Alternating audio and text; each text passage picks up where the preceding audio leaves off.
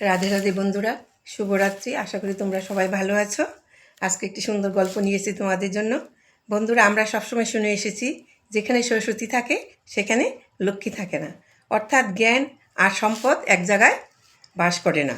কিন্তু কেন, এটা কারণটা কি? এই কারণটা আজকে আমি তোমাদের সঙ্গে বলবো। একটি মর্মস্পর্শী কাহিনী আছে এর পেছনে। তো বিষ্ণু তিন স্ত্রী ছিল, লক্ষ্মী, সরস্বতী আর গঙ্গা। ওরা শান্তিতে তিনজনে বৈকুণ্ঠের আবাসস্থলে শান্তিতে বসবাস করছিলেন। একদিন শ্রীহরি তিনও স্ত্রীকে নিয়ে আলাপ আলোচনা করছিলেন, বসে গল্প করছিলেন। এমন সময় গঙ্গা দেবী বিষ্ণুর দিকে মিষ্টি মিষ্টি হেসে হেসে মিষ্টির দিকে বিষ্ণুর দিকে তাকাচ্ছিলেন। বিষ্ণু সপ্রেমে গঙ্গার দিকে তাকিয়ে হাসছিলেন। কিন্তু এই দৃশ্য সরস্বতী চোখে পড়ল। সরস্বতী তো খুব অহংকারী, জ্ঞানের দেবী। তো সরস্বতীর এই দৃশ্যটা দেখে ভালো লাগলো না। তখন সরস্বতী কী করলো, গঙ্গাকে বলল, গঙ্গা, তুমি শ্রীহরির পত্নী হয়েছে ঠিক আছে, কিন্তু এত উদ্যত দেখায়ও না। তোমার এই চপলতা, হ্যাঁ, বৈকুণ্ঠের শান্তি বিঘ্নিত করবে। তুমি নিজের জায়গাটা নিজে ঠিক রাখো, তুমি এত তো উদ্যত হইও না। এই কথা শুনে তো গঙ্গাও চুপ থাকার পাত্রী নন, উনিও রেগে গেছেন।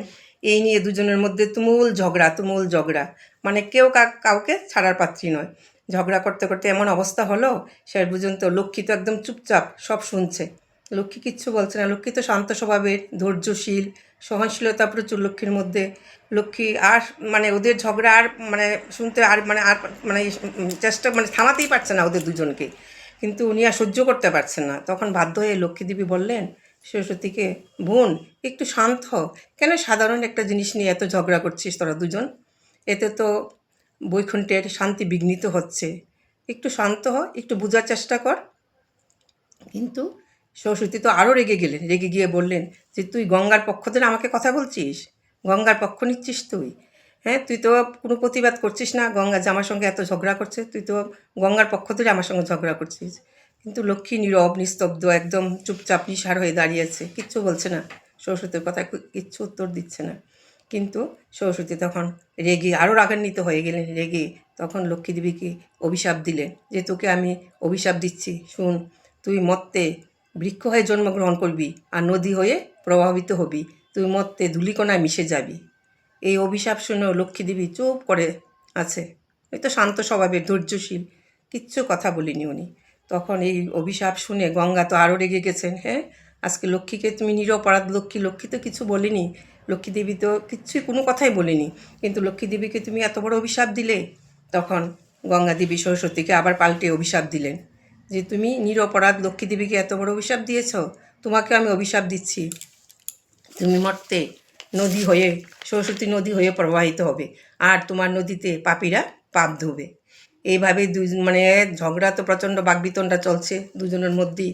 তখন বিপদ যখন একদম তুঙ্গে, তখন ভগবান বিষ্ণু সেখানে উপস্থিত হলেন এবং হাসি মুখে এই মায়াকে গ্রহণ করলেন। তিনি জানালেন এই বিবাদ আসলে মত্তের কল্যাণের জন্যই একটি দিব্যলীলা মাত্র। তখন তিনি তিনজনকে বলল, তোমরা চুপ করো, আর ঝগড়া করবে না, এবার তোমরা শান্ত হও। তখন তিনি বিষ্ণু কী করলেন, বললেন যে তিন শক্তিকে একসঙ্গে রাখা যাবে না, ওদের শক্তির বিভাজন করা দরকার। তখন শ্রীহরি কী করলেন, সরস্বতী দেবীকে ব্রহ্মার হাতে অর্পণ করলেন এবং ব্রহ্মার বাণী আর জ্ঞানের শক্তি হিসাবে সরস্বতীকে ব্রহ্মার হাতে অর্পণ করলেন। আর গঙ্গাকে শিবের জটায় রাখলেন, বললেন যে তুমি মত্তে পবিত্র নদী হয়ে, পবিত্রতার পথিক গঙ্গা, গঙ্গার মানুষের পাপ পুণ্য সব পাপ ধুবে গঙ্গাতে স্নান করে। তুমি শিবের জটার মধ্যে থাকবে আর তুমি মত্তে প্রবাহিত হবে। তোমার গঙ্গাতে স্নান করে পাপীরা পবিত্র হবে। আর লক্ষ্মীদেবীকে তিনি নিজের কাছে রাখলেন। হ্যাঁ, লক্ষ্মীদেবী কে আশ্বস্ত করলেন যে তুমি চিন্তা করো। লক্ষ্মী তো খুব শান্তশিষ্ট, ধীরস্থির। লক্ষ্মীদেবীকে আশ্বস্ত করলেন যে, প্রিয়ে, তুমি তোমার তোমার পাতা ছাড়া, তোমার পত্র ছাড়া আমার পুজো হবে না। তুমি আমার হৃদয়ে থাকবে আর তুমি পদ্মাবতী নদী হয়ে প্রবাহিত হবে। হ্যাঁ, তোমার পত্র ছাড়া আমার পুজো হবে না, তুমি আমার হৃদয়ের মধ্যে বাস করবে। এই বলে লক্ষ্মীকে আশ্বস্ত করলেন। তো তারপর সব তিনজনই শান্ত হলো। বন্ধুরা, এই কাহিনী থেকে আমরা কি শিক্ষা পাই? যে অতিরিক্ত পাণ্ডিত্য ভালো না, অহংকারও ভালো না। অহংকারে পাণ্ডিত্য থেকে অহংকারের সৃষ্টি, অহংকারের থেকে দেহের সৃষ্টি হয়।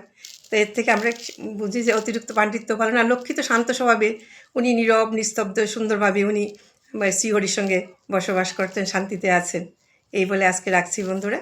তোমাদের গল্পটা কেমন লাগলো কমেন্ট করে জানাবে। রাধে রাধে।